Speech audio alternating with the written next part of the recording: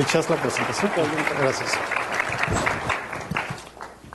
Buenos días a todos. La verdad es un gusto poder compartir con ustedes el día de hoy. Quisiera ahorita, en lo que empezamos con la presentación, una pequeña encuesta muy rápida. ¿Quiénes aquí son del sector de educación superior? Que levanten la mano orgullosamente. Wow. ¿Educación media superior? Ok. ¿Básica? Ok, bueno. Muy bien. Está bien, para más o menos ir dirigiendo los mensajes. Algo de lo que dentro de la empresa, pero en general dentro de la industria de tecnología nos hemos estado enfocando es mucho al proceso de aprendizaje. Si bien la tecnología de información y toda la industria se ha estado enfocando mucho a todos los procesos concurrentes y a la estructura básica, algo que hemos estado poniendo mucha atención es en ese proceso mental propio y autónomo de aprender. Eso es muy relevante a nivel tecnológico porque justamente es la tecnología un catalizador increíble para esa actividad en específico. La innovación y todo el cambio en la tecnología nos permite hoy poder empezar a generar personas que pueden hacerse cargo de su autoconocimiento y de su aprendizaje. Hay 3 libros en particular que en los últimos meses hemos estado peloteando mucho con gente que se dedica a desarrollar entornos, plataformas educativas y también dispositivos, ¿no? Se los recomiendo mucho. Este de Leonardo y Steve es realmente muy bueno. The Plastic Brain, increíble, es un descubrimiento de neurociencia que hoy en día se aplica muchísimo a la parte de generación de contenidos, generación de plataformas educativas. Y una herramienta increíble para los docentes es la parte de pensamiento de diseño o teoría de diseño sobre la parte de la docencia. Se lo recomiendo mucho. Hay una imagen que a mí me gustó mucho y con la que normalmente procuro entrar porque representa justamente el pueblo de Pisa en en la Segunda Guerra Mundial, en la última batalla antes del día D, donde algo muy relevante es que a pesar de la destrucción del pueblo, prevalece una pequeña estatua, ¿no? La alcanzan a ver del otro lado del puente. Ese bloque de mármol representa justamente a Leonardo, no Da Vinci, sino Leonardo de Pisa, que por ahí de los 1800 se le conoció como Fibonacci, pero que resulta ser un joven de 19 años que transforma desde su base el cómputo personal, desde ese momento. Y básicamente transforma también la metodología en la cual se hacen los negocios, cambian las transacciones internacionales, genera un entorno de colaboración internacional y naturalmente tiene que transformar la ciencia y la educación. Y naturalmente no fue en el 2012, sino hay un cambio ahí de números y es en el 1202, ¿no? Es muy interesante y le recomiendo por eso el libro de Leonardo y Steve, porque Leonardo de Pisa, pues además de ser traductor y representante internacional y escritor, cuando era joven trabajaba con su papá en todo el negocio mercante en la zona de Pisa, fue de los primeros en adoptar el sistema digital hindú, y eso transformó y eso obligó a reescribir toda la educación de las matemáticas y de las ciencias. Para empezar, la adopción de los sistemas numéricos nuevos en el entorno de negocios, pues naturalmente forzó a hacer un cambio completo en la manera en la que se concebía el cómputo personal, la manera de contar el cómputo digital. Muy parecido a lo que hace Baldor, ¿no? Eso a mí me gustaba mucho, pues es un libro que disfruté mucho, pero digamos lo relevante realmente no es eso, sino es el hecho de que Fibonacci después se convirtió en la base de muchos de los teoremas y algoritmos que hoy en día se utilizan para generar videojuegos, para generar efectos visuales en imágenes, porque representa una progresión llamada natural. Es una historia muy interesante que además se puede elaborar en 2 o 3 búsquedas en internet, 2 o 3 libros electrónicos, y cuando yo la empecé a estudiar con uno de mis hijos para probar qué tan eficiente es la metodología, resulta que es increíble. Pero de ahí siempre derivamos a una primera regla que procuramos tener en la industria de la tecnología, y es la tecnología, independientemente si usan un ábaco pre-Fibonacci o después, la tecnología es solo una herramienta y es solo un mecanismo. Normalmente el pavor institucional viene cuando empezamos a escuchar el entorno tecnológico y la velocidad de evolución y perdemos de vista el objetivo principal.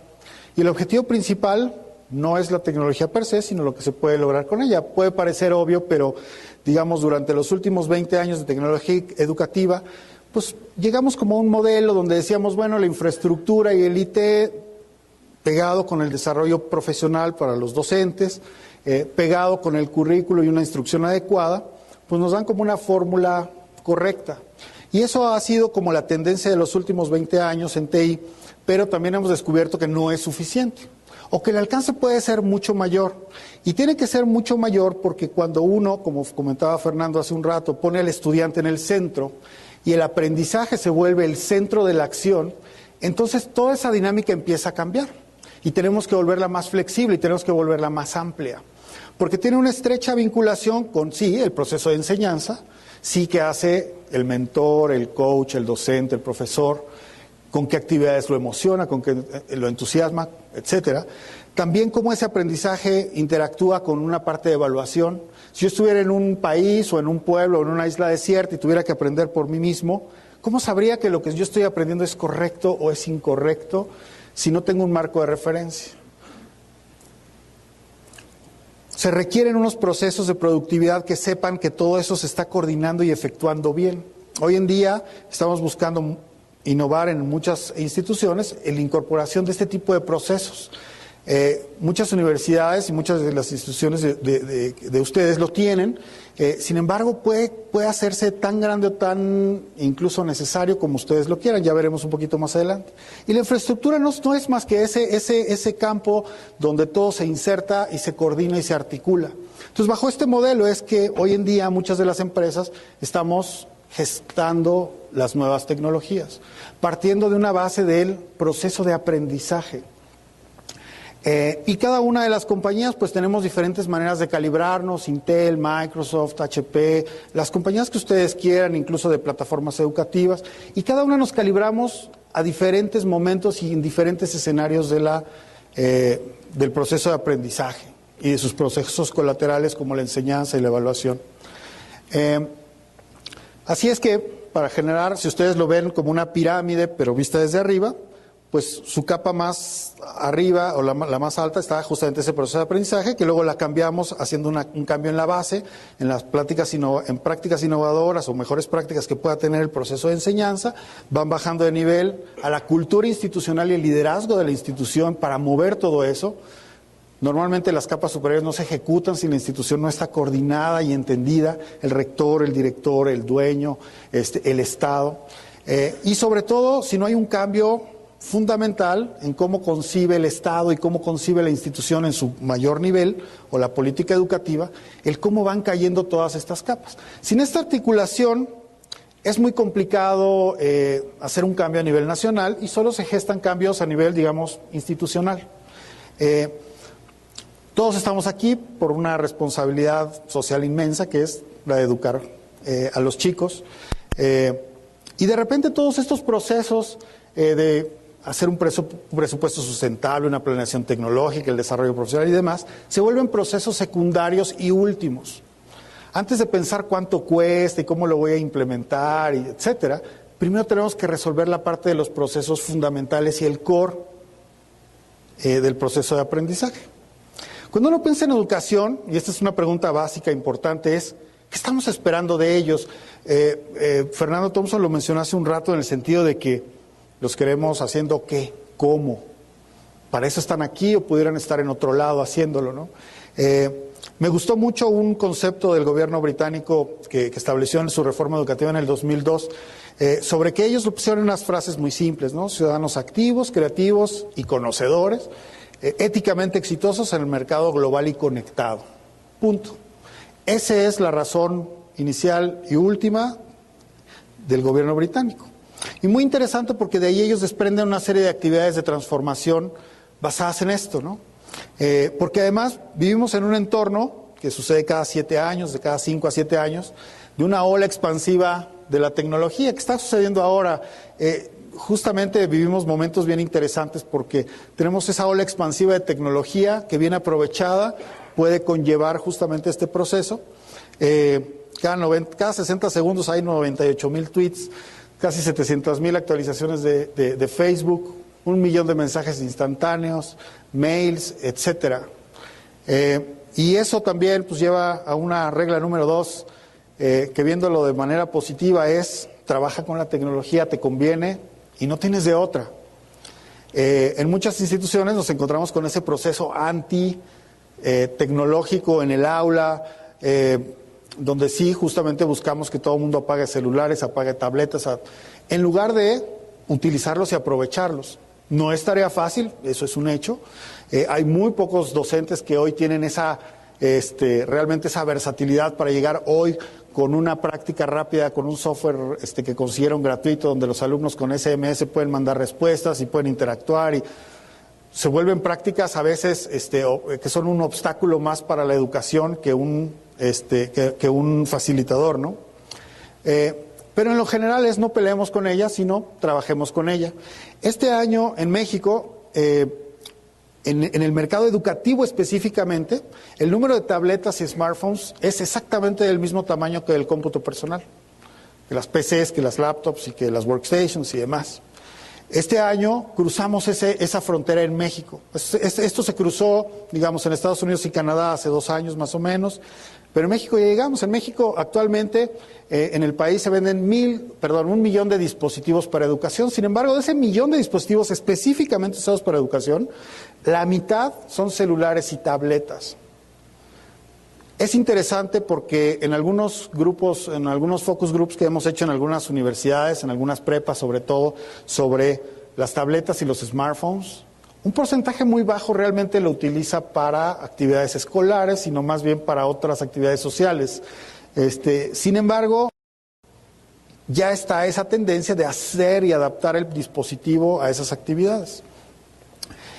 Hoy en día, si ustedes segmentan ese mercado móvil, pues básicamente está a un 85% en smartphones, en teléfonos, y un pequeño grupo para tabletas, todavía a nivel nacional, ¿no?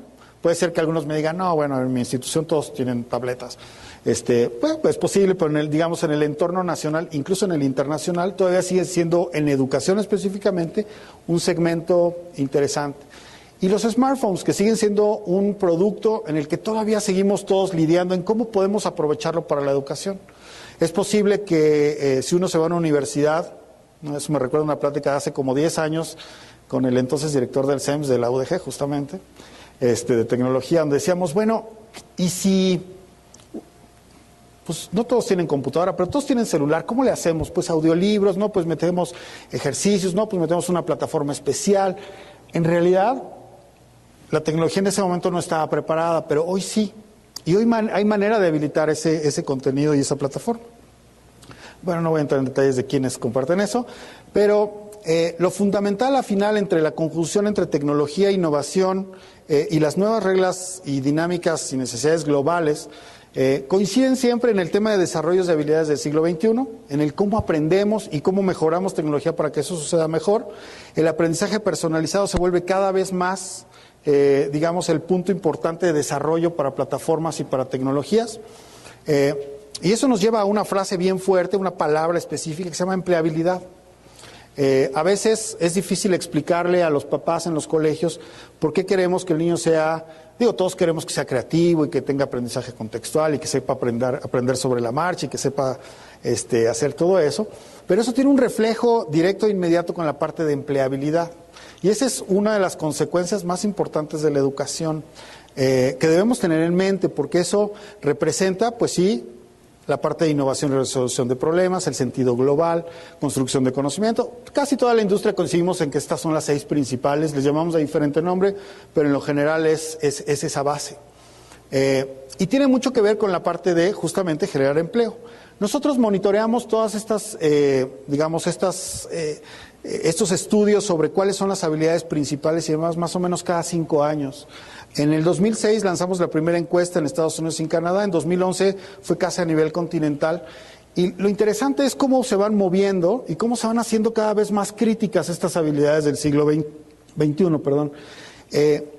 En el 2006 pues teníamos el trabajo en equipo y colaboración en un nivel alto y demás, y de ahí iba bajando, todavía escritura, lenguaje, estaban por el medio, creatividad pues ya estaba por abajo, digamos, pero este año, perdón, hace 2 años ya, en 2011, se empiezan a pegar como las actividades principales por las cuales la industria contrata un graduado. Y eso es básicamente por lo que lo hacemos. HP tiene alrededor del mundo algo así como 325,000 empleados. En México somos cerca de 15,000 por las plantas de fabricación y por el centro de negocios de Guadalajara y por muchas áreas que tenemos. Pero si ustedes se van al Departamento de Recursos Humanos, a la hora de hacer la revisión de calidades y de filtros de contratación, estos son los principales. Sí nos interesan las matemáticas, sí nos interesa el conocimiento del lenguaje, sí las capacidades lectoras, sí, todo eso sí, pero además de eso, pensamiento crítico, trabajo en equipo y demás. El reto es, claro, cómo las desarrollamos, ¿no? Entonces hay una brecha, digamos, de conocimiento entre lo que la industria y la sociedad de conocimiento va generando y lo que los estudiantes van teniendo. Eso va generando una demografía de conocimiento bien interesante porque se nos empieza a hacer la pirámide muy ancha abajo. Es decir, esta pirámide lo que representa son verdaderos expertos en TI. Por ejemplo, las noticias para el mercado de TI no son muy alentadoras porque cada vez se gradúan menos ingenieros en tecnologías de información, cada año. A compañías como nosotros nos cuesta cada año más trabajo contratar ingenieros en TI, porque cada vez hay menos. Y parte es un poco el efecto social de la masificación de la tecnología. De repente tenemos en la base de la pirámide millones de entusiastas de la tecnología. Y entonces es simpático ver a un niño de secundaria decir, es que yo ya soy todo un hacker porque logré hacer que mi tableta Android la ruteé y entonces ahora... O sea, está bien, pero eso no es un conocimiento formal y experto en tecnología, ¿no? Pero el tema es, cada vez se está quedando más en esa parte, la parte del entusiasmo tecnológico. Eso, la ventaja que tienes con toda el resto de las áreas de conocimiento, donde sí, claro, gente de ciencias sociales, gente de ciencias naturales, ciencias en general, economía, contabilidad y demás, tiene mucho más presencia tecnológica y con cada vez mayor habilidad. Y eso nos lleva a una frase que a mí me parece fabulosa, que es, los estudiantes están aprendiendo sin ustedes. Fuerte, ¿no? Y fuerte por algo que explicó Rafa al principio. Y no sé quién de ustedes conoce Khan. Levanten la mano, nada más para darme una idea. Es un grupo pequeño, les recomiendo que entren. A mí algo que me encanta de Khan, Salman Khan, el creador, es una persona muy interesante como individuo. Y él tiene como la misión mundial de hacer educación de clase mundial gratuita para todo el mundo, a todos niveles. Muy ambicioso. Empezó por ahí de los 90s con videos VHS. Yo incluso todavía tengo uno por ahí, lo voy a vender en eBay en trillones de dólares ahora que esto se masifique más. Pero algo interesante es docentes que empiezan a hacer sus prácticas, las van documentando vía videos principalmente. Al principio, docentes que entendían la computadora, docentes que hacían video, docentes expertos, docentes más expertos, super expertos y mega expertos. Hoy hay día en Khan hay maestros de universidades súper renombradas, hasta jardines de niños, colaborando. Eso se fue transformando hace 2 años más o menos, incluyeron la parte de reactivos matemáticos, de ecuaciones complejas e interesantes. Empezaron a agregar el año pasado mapas de conocimiento donde yo sabía más o menos como estudiante en qué nivel ya andaba de acuerdo al estándar mundial. Y el año pasado llegaron a un logro increíble donde se puede generar, o la propia plataforma genera todo un mapa de conocimiento con el currículo necesario y literalmente miles de ejercicios disponibles, ¿no? Es muy interesante porque justo este año llegaron a 75 millones de usuarios, como mostró por ahí Rafa, más de 220 elecciones entregadas, 216 países colaborando y demás. Un esfuerzo mundial increíble, ¿no? Sí tiene algunos temas en torno a la calidad y en torno a muchas áreas, pero básicamente dicta la ley de mercado sobre que se irá depurando de manera natural y la gente va votando y utilizando lo que sí sirve y dejando lo que no sirve. Y esa es la apuesta, ¿no? No tengo mucho tiempo, así que no voy a entrarme a los videos. Eso se los voy a dejar para que ustedes los vean después. Se los voy a dejar a Rafa, de hecho. Justamente en este tema de calidad y gobernancia de las plataformas y demás, nos llevan a pensar en cuál es la posición de la institución como tal. Si movimientos como edX o Coursera y demás cada vez tienen más evolución, de repente hay preguntas que la sociedad le llegan sobre, bueno, y entonces, ¿pero por qué yo pago una institución? ¿Por qué estoy ahí? Bueno, sí, mi hijo juega fútbol americano en la institución, pero además de... No, a ver, aquí hay todo un tema justamente de gestión de conocimiento y gestión de aprendizaje. Evaluando algunas plataformas, encontramos Galileo hace un par de años. Galileo está generada por 2 chilenos, físicos, sumamente brillantes y con conocimientos de justamente neurociencias aplicadas a la educación. En términos, y lo que hicieron ellos básicamente fue partir de una base donde todos los conocimientos y todas las materias en general se pueden cubrir seccionándolo en 24 habilidades esenciales. Y si yo ejercito esas 24 habilidades de una manera específica y a cierto ritmo, voy a generar una eficiencia de conocimiento y de aprendizaje increíble. Y hay desde jardín de niños hasta nivelación escolar para universidad. Y los resultados que nosotros hemos visto son increíbles. Por ejemplo, estos son de la Universidad de Chile. Y entonces uno ve que cuando la universidad va a generar un examen de admisión, y antes de hacer examen de admisión, mejor manda a los chavos 6 meses a usar la plataforma y después presenten su examen, no nada más logran que califiquen mejor en el examen de admisión, eso es como un efecto natural.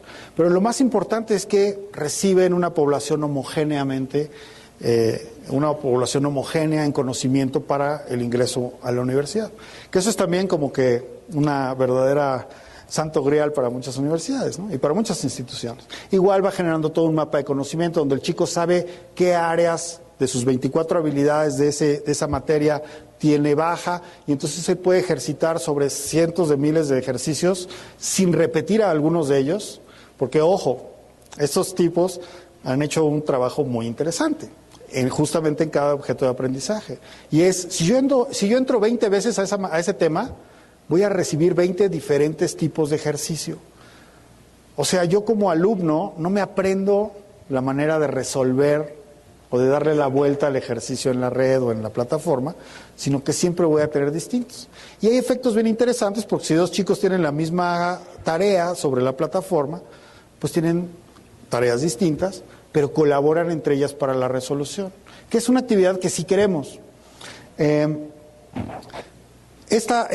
Toda esta generación de estudiantes y toda esta generación tecnológica de Bring Your Own Device, de la cual van a ver más adelante, tiene justamente esa gran ventaja, que al estar recargadas en una plataforma dinámica, que puede gestionar el aprendizaje, que por cierto, se me olvidó decir, esa parte de plataforma como Galileo y también Khan, en el caso de las instituciones, te entrega reportes ejecutivos de aprovechamiento, de uso, de evaluación de objeto por objeto, de si los profesores, de qué materias, cómo, cuándo y dónde. Es información valiosísima, ¿no? Perdón, y derivado de eso y del Bring Your Own Device, sí está el hecho de que tenemos que prepararnos para ello. Por eso no peleen contra la tecnología, hay como muchas vías y rutas, ¿no? Voy a tener que acelerar un poco, perdón, me queda poco tiempo. Hay estudios bien interesantes, este es un estudio bien interesante en Estados Unidos sobre lo que consideran los chicos de college como la tecnología adecuada para estudiar, ¿no? Independientemente de lo que nosotros creemos, lo que ellos creen. Casi el 80% de los alumnos de college dicen que la herramienta adecuada para estudiar es una laptop. Y si ustedes fijan, las tabletas, por ejemplo, están hasta acá atrás. Primero están las PCs y preguntas hasta el teléfono antes que la tableta. Pero no nos dejemos engañar. Esto es nada más una foto de hoy. Las tabletas no tienen toda la capacidad de creación de contenido que hoy quisiéramos. Pero esa es una limitación tecnológica, no conceptual. Y eso está cambiando, y eso va a cambiar de manera muy rápida. En estos meses se han estado presentando, bueno, Microsoft lanzó su Windows 8, que desde la perspectiva de tecnología educativa es muy interesante porque permite justamente ligar el mundo anterior de la creación de contenido con el mundo del consumo de contenido. Una plataforma interesante que las tabletas ya son capaces de hacer. Y por eso es que no debemos de desviar mucho la atención. Sí, hoy la laptop es el dispositivo 1, pero eso va a durar muy poco, ¿no? Eso es en lo que se refiere al tema de aprendizaje. En lo que se refiere al tema de enseñanza, Como mencionaba, también mencionó Fernando, es el tema de tenemos dos mundos conviviendo que a veces nos cuesta trabajo comprender. Tenemos una brecha digital importante entre los docentes, o eso creemos. Yo creo que en los últimos 10 años ha cambiado mucho, justamente por las generaciones que van empujando y las que van dejando el entorno. Creo que hoy en día tenemos un equilibrio mucho más interesante que hace 12 años o 10 años. Y sí, si bien tenemos nuestra generación de laboratorios de logo, no sé quién de ustedes le tocó usar logo, a mí me tocó, hace 1000 años, es la prehistoria de la tecnología, con las Apple II, y se han convertido mucho en los laboratorios de Lego, ¿no? Nada más cambió la O por la E, porque el conocimiento matemático y físico necesario para ambas plataformas es exactamente el mismo. Finalmente, bueno, son vectores y referencias matemáticas, pero lo más importante y relevante de entender aquí es que tienen la generación de profesores que les gusta consumir información, nos encanta, y por eso nos encanta a muchos profesores Khan Academy, porque entras y te avientas los videos y luego los replicas, y pues está muy bien, ¿no? El tema es que están enfrente de una generación completa de generadores de contenido. Chicos que les gusta generar su propio conocimiento, chicos que les gusta generar sus videos, actualizar su página, poner sus logros y demás. ¿Cómo hacen que convivan? Bueno, pues la tecnología es justamente ese catalizador. Por ahí la fundación de Bill y Melinda Gates hicieron este estudio con PBS. Y sí, los profesores quieren tecnología más económica. La tecnología ha estado bajando, eso es muy bueno. Herramientas basadas en web. Pero algo que a mí me pareció tremendamente relevante es que hay un porcentaje muy alto que quiere más tecnología. Lo que tiene hoy es poco, necesita más y más y más. La segunda es, ¿para qué quieren la tecnología los profesores? Y la quieren para enganchar a los alumnos. Para eso sirve, y sirve muy bien. ¿Cómo? Ese es el tema, ¿no? Y por cierto, aquí había una nota bien interesante en este reporte donde decía, bueno, ¿y las redes sociales qué, las usamos o no? Claro, a los chicos les encanta recibir sus tareas en Facebook y trabajar en Twitter. El único problema es que nunca los van a aceptar como amigos en Facebook. Pregunten, hagan un focus group en sus escuelas, háganlo. A ver, ustedes, ¿quiénes van a aceptarme como yo soy su profe de matemáticas, quiero ser su amigo, acéptenme? ¿Y si nos los manda por mail? ¿Y si nos los da en un USB, no sé, lo que sea? Ojo, pero esta es una realidad, ¿eh? Entonces, pero hay muchas maneras de darle la vuelta a eso, generar grupos. Ya uno se empieza a volver maestro en el uso de Facebook y entonces genera sus propios grupos, los niños se inscriben, entonces ya no tengo que ser su amigo, pero sí le llega la tarea. Muy interesante dinámica. Y una herramienta muy esencial y interesante de los últimos momentos que les platicaba era el tema de el diseño, la tecnología o el pensamiento de diseño aplicado a la docencia. Hay un libro que generó IDEO, una empresa brutalmente innovadora en temas de diseño, que generó un libro que se llama Design Thinking for Educators. Les recomiendo que lo distribuyan entre sus profesores y lo revisen y se junten los viernes a leerlo. Es increíble porque desde la perspectiva de que ellos son diseñadores de conocimiento y diseñadores de aprendizaje, cambia muchísimo la actitud con la que se enfrenta el tema tecnológico en el aula. Para empezar, ellos justamente van creando y van encadenando lo que quieren hacer y en el paso en el que los docentes lo pueden hacer. Van a entusiasmar al chico, se van a entusiasmar ellos, y a veces hay resultados bien sencillos, incluso a nivel institucional. En base a este libro había un caso bien interesante, donde pues una escuela, una institución pequeña no tenía sala de maestros, ¿no? Entonces no tenía sala de maestros, entonces los maestros decían, pues es que no tenemos computadoras ahí, entonces no podemos trabajar. Y nos la pasamos todo el día en el pasillo. Pues listo, se puso una barra en el pasillo con un par de estaciones y entonces los profesores están en el pasillo y pueden estar trabajando y avanzando ahí, ¿no? O sea, hay veces que son soluciones que son a nivel de diseño, no son a nivel ni de ejecución ni conceptual. Y este libro y toda esta metodología, es toda una metodología, pueden aplicarlo y es muy fácil entrenar a los docentes. Conozco 2 jardines de niños que han estado aplicándolo y es realmente sorprendente lo que se logra.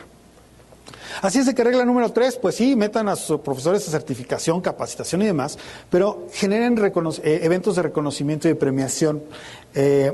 Algo que también me llama mucho la atención del gobierno británico. Ellos tienen los Brit Awards, que son los premios a los docentes del año, donde directamente el primer ministro o la reina les entrega a los profesores, como un profesionista súper relevante de la sociedad, premios. Aquí les voy a dejar yo un video, no tenemos tiempo para verlo, pero se los voy a dejar para que lo vean, o lo busquen en YouTube. Es interesantísimo la dinámica que se genera a raíz de eso, porque como docentes hemos perdido un poquito, nosotros mismos hemos dejado pasar el potencial profesional que tenemos en la sociedad. Y de repente me llama mucho la atención encontrarme en círculos donde el docente me dice, bueno, es que a mí mi escuela no me ha dado mi laptop.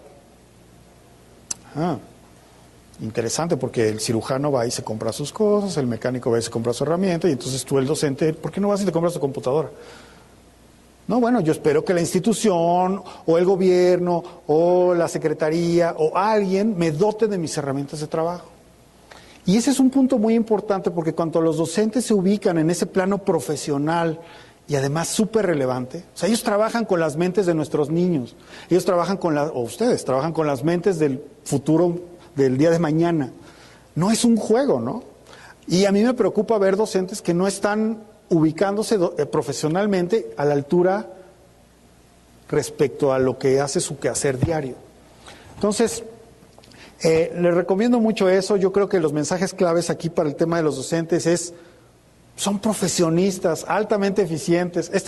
Por cierto, este conjunto de claves, lo saqué del gobierno canadiense. Y entonces ellos asumen al docente, a ver, así se describe, y se describe como un profesionista altamente eficiente, creativo, conectado, global, en línea, que se dedica a la educación formal, pero a impulsar la educación informal, a lo que aprenden los chicos fuera, pero dentro de la clase, a motivar, a inspirar al futuro de ese país, ¿no? Desarrollo profesional. Ok, como retos de Latinoamérica, y con esto voy a terminar porque se nos acaba el tiempo, pero a mí me llama mucho la atención todavía encontrar aulas. Este es real, es una de las aulas de Enciclomedia en Chiapas. Por acá el doctor Bracho, ahora que llegue, que puede platicar, seguramente trae mucha evidencia, pero a mí me parece súper relevante el hecho de cómo ha sido adoptada la tecnología. Es un punto bien crítico, y él hablará de eso, pero a mí en lo personal, desde mi particular punto de vista, hizo cambios fundamentales en muchas áreas. Se puede haber hecho mejor, peor, regular. No sé, es debatible. Lo importante es el impacto social que eso tiene y que tuvo. Yo los reto a que ustedes vayan a esa comunidad y saquen esa computadora, si salen vivos, por supuesto. Realmente se ha vuelto el centro no nada más de enseñanza, sino también de convivencia y de pasar videos y o sea, es realmente tiene un efecto social interesantísimo. Y transicionar a un esquema, pues posiblemente como el de Singapur, poquitas computadoras, poquita tecnología como el de Finlandia, pero con un impacto fuertísimo a nivel educativo. Ese es un reto interesante. A mí en lo particular, y tomo siempre de ejemplo a Linea porque me tocó colaborar con ellos en los 2000, por ahí del 2000, 99, en la gestión justamente de sus aulas de medios y sus centros comunitarios. Y realmente el poder, la cantidad exacta de tecnología donde se necesita, ni mucho que sea un estorbo, ni poquito que no tenga un impacto. Si ustedes ven los resultados de graduación y sobre todo de competencias de los alumnos de Linea, son increíbles. Y son señores de edad adulta, son muchachos que llegan o señoras de 40 años que llegan a graduarse de la primaria, de la secundaria. Es un ambiente de aprendizaje increíble, porque es no dependiente de la edad, no dependiente del entorno social, con mucha evaluación y con una cantidad tecnológica adecuada para el entorno donde está pensada. Muy bien, hay muchísimas tecnologías allá afuera. El cuadrante de Gartner de la tecnología de educación a mí me gusta mucho, y cada año lo estamos siguiendo y analizando cada uno de los puntos que van ahí. Yo les recomiendo que lo hagan, es una muy buena terapia. El poder estar siguiendo todas las tecnologías que suceden ahí, les habla de la madurez, si están listas, si no están listas en 5 años, en 10 años, cuáles están súper, cuáles no están tan bien. Acuérdense que toda la tecnología tiene una curva de adopción donde hay momentos donde creemos que curan hasta el cáncer, ¿no? Oye, miren, por ejemplo, a mí, este es del año pasado, en el de este año cambió la cosa, pero por ejemplo las tabletas están justamente en la punta. Bueno, no sé cómo se hace acá. Están justo en la punta de la curva de las expectativas infladas, ¿no? O sea, creemos que hace todo. Hoy, un año después, ya está en la curva de adopción. Y está en la curva de adopción en su medida exacta. Ok, bueno, sí, no, creímos que hacía esto, pero no, realmente sirve para A, B, C y D. Está muy bien. Si quiero hacer D y F, pues no, pero sí, ¿no? Entonces estamos en esa curva. Pero, y así como eso están las consolas de videojuegos, los portafolios digitales, los contenedores de objetos de aprendizaje. Hay todas las tecnologías que están sucediendo, pasan ahí. Les recomiendo que le den una revisada. Y bueno, ya no me da tiempo de llegar a lo demás, pero como mensajes clave a nivel institucional, sí, piensen en modelos educativos auxiliados con tecnología. Hoy en día hay empresas como IDEO, se los dejo, que es una empresa de diseño que no tiene nada que ver con la industria de educación, pero que ha hecho manuales muy interesantes de adopción. Hay empresas como HP, como Microsoft, como Intel, que tenemos centros donde estamos todo el tiempo analizando este tipo de cosas. Yo sí soy de la ferviente creencia que nunca hay que casarse con una plataforma ni con una tecnología específica. Hay herramientas adecuadas para todo tipo de actividades. Recordemos siempre que lo que va en el centro es el aprendizaje y que el proceso de enseñanza y de evaluación y de productividad institucional, esos son otro tema y lo tenemos que ver aparte. Hay dos videos que yo no estoy seguro si me gustan, pero se los dejo ahí para que los vean. El video institucional de Intel Educación, no sé si lo han visto, véanlo.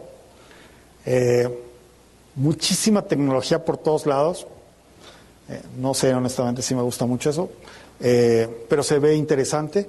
Y hay un grupo, un conjunto escolar que se llama Carpe Diem Schools en Arizona, que ha tenido resultados impresionantes en la aplicación de aprendizaje personalizado.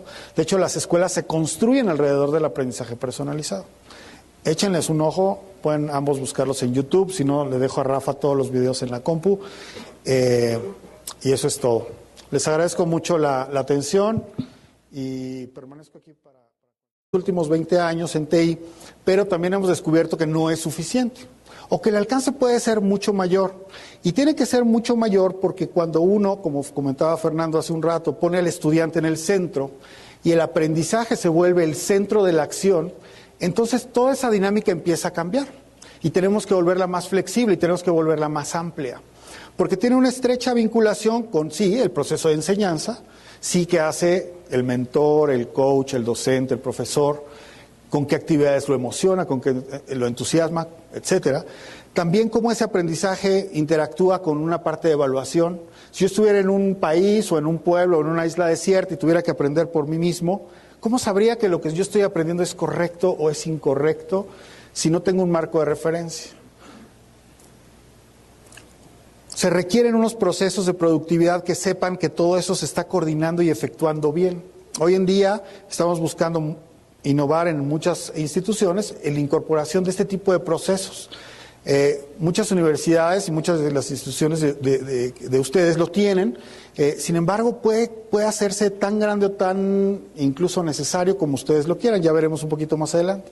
Y la infraestructura no es más que ese campo donde todo se inserta y se coordina y se articula. Entonces, bajo este modelo específico, la innovación y todo el cambio en la tecnología nos permite hoy poder empezar a generar personas que pueden hacerse cargo de su autoconocimiento y de su aprendizaje.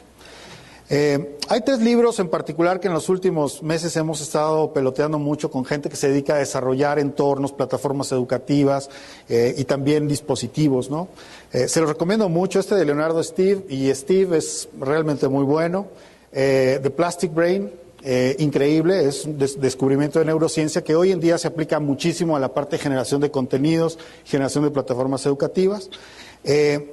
Y una herramienta increíble para los docentes es la parte de pensamiento de diseño o teoría de diseño sobre la parte de la docencia. Se lo recomiendo mucho. Hay una imagen que a mí me gustó mucho y con la que normalmente procuro entrar porque representa justamente el pueblo de Pisa en la Segunda Guerra Mundial, en la última batalla antes del día D, donde algo muy relevante es que a pesar de la destrucción del pueblo, prevalece una pequeña estatua, ¿no? La alcanzan a ver del otro lado del puente. Ese bloque de mármol representa justamente a Leonardo, no Da Vinci, sino Leonardo de Pisa, que por ahí de los 1800 se le conoció como mucho, pero digamos lo relevante realmente no es eso, sino es el hecho de que Fibonacci después se convirtió en la base de muchos de los teoremas y algoritmos que hoy en día se utilizan para generar videojuegos, para generar efectos visuales en imágenes, porque representa una progresión llamada natural. Es una historia muy interesante que además se puede elaborar en 2 o 3 búsquedas en internet, 2 o 3 libros electrónicos, y cuando yo la empecé a estudiar con uno de mis hijos para probar qué tan eficiente es la metodología, resulta que es increíble. Pero de ahí siempre derivamos a como a una primera regla que procuramos tener en la industria de la tecnología, y es la tecnología, independientemente si usan un Abaco pre-Fibonacci o después, la tecnología es solo una herramienta y es solo un mecanismo. Normalmente el pavor institucional viene cuando empezamos a escuchar el entorno tecnológico y la velocidad de evolución y perdemos de vista el objetivo principal. Y el objetivo principal no es la tecnología per se, sino lo que se puede lograr con ella. Puede parecer obvio, pero digamos durante los últimos 20 años de tecnología educativa, pues llegamos como a un modelo donde decíamos, bueno, la infraestructura y el IT pegado con el desarrollo profesional para los docentes, pegado con el currículo y una instrucción adecuada, pues nos dan como una fórmula correcta. Y eso ha sido como la tendencia de los Fibonacci, pero que resulta ser un joven de 19 años que transforma desde su base el cómputo personal, desde ese momento. Y básicamente transforma también la metodología en la cual se hacen los negocios, cambian las transacciones internacionales, genera un entorno de colaboración internacional, y naturalmente tiene que transformar la ciencia y la educación. Y naturalmente no fue en el 2012, sino hay un cambio ahí de números y es en el 1202, ¿no? Es muy interesante y le recomiendo por eso el libro de Leonardo y Steve, porque Leonardo de Pisa, pues además de ser traductor y representante internacional y escritor, cuando era joven trabajaba con su papá en todo el negocio mercante en la zona de Pisa, fue de los primeros en adoptar el sistema digital hindú, y eso transformó y eso obligó a reescribir toda la educación de las matemáticas y de las ciencias. Para empezar, la adopción de los sistemas numéricos nuevos en el entorno de negocios, pues naturalmente forzó a hacer un cambio completo en la manera en la que se concebía el cómputo personal, la manera de contar el cómputo digital. Muy parecido a lo que hace Baldor, ¿no? Eso a mí me gustaba mucho, pues es un libro que disfruté mucho.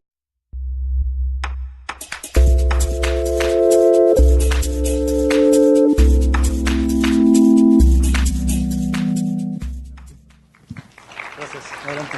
¿Escuchas la presentación? Gracias. Buenos días a todos. La verdad es un gusto poder compartir con ustedes el día de hoy. Quisiera ahorita en lo que empezamos con la presentación, una pequeña encuesta muy rápida. ¿Quiénes aquí son del sector de educación superior? Que levanten la mano orgullosamente. Wow. ¿Educación media superior?